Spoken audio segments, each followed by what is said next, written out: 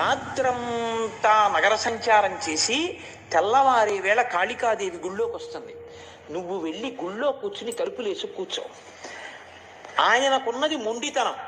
ఆ మొండితనాన్నే ఆస్తిగా ఆధారంగా చేసుకుని ఈశ్వరానుగ్రహం పొందగలిగినటువంటి శక్తిని ప్రచోదనం చేసింది ఆవిడ.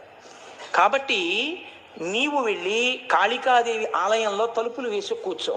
తెల్లవారుతుండగా అమ్మవారు వచ్చేస్తుంది. లోపలికి వెళ్ళిపోవాలి. ఇప్పటికీ వారణాసిలో వారాహి ఎలా తిరుగుతుందో అలా తిరుగుతుంది కాళికాదేవి. లోపలికి వెళ్ళడానికి ఆవిడ తలుపులు తెరుస్తుంది. నువ్వు బిడాయించు కూర్చో. ఎవడు రా లోపల తలుపులు తీ అంటుంది. నువ్వు ఆయనకేం రాదు అప్పటికి కాళిదాసు గారికి.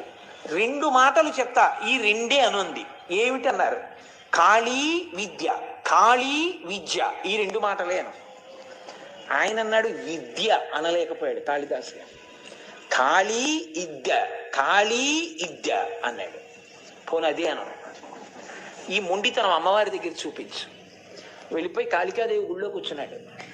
వచ్చేసింది తల్లి తెల్లవారుతుండగా. తలుపు చప్పుడు చేసింది, తీయలేదు. తోసింది, తీయలేదు. ఎవడ్రా లోపల ఆ తలుపు తీయండి. అమ్మవారే తలుచుకుంటే తలుపులు తీయలేనంత బలహీనురాలండి కాళికాదేవి కాదు. వచ్చిన ఆవిడ తనని అనుగ్రహించగలదు. గొర్రెలు కాసుకునేవాడిని నాకు ఆవిడ ఎలా ఇస్తుందండి కవిత్వం అని అడగకుండా కూర్చున్నాడు వీడి విశ్వాసం. చూద్దాం ఏం చేస్తాడో. ఒరే తలుపు తీస్తావా తీవా? ఏమీ లేదు మాట. కాళీ విద్య. తలుపు తీస్తావా తీవా ఈవిడ. విద్య కావాలని ఆయన.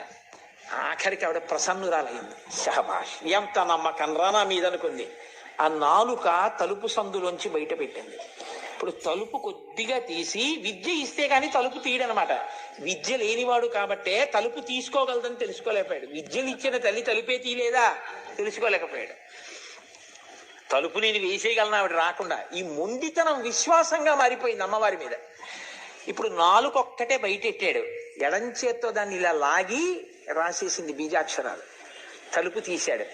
మాణిక్య వీణాం ఉపలాలయంతీం మదాలసాం మంజులవగ్విలాసాం మహేంద్ర నీలజ్యుతి కోమలాంగీం మాతంగ కన్యాం మనసా స్మరామి చతుర్భుజే చంద్ర కళావతంసే కుచోన్నతే కుంకుమ రాగశోణే పుండ్రేక్షు పాశాంకుశ పుష్పబాణ హస్తే నమస్తే జగదేకమాత అంటూ మహానుభావుడు శ్యామలాదండకం చేశాడు. రాత్రంతా నగర సంచారం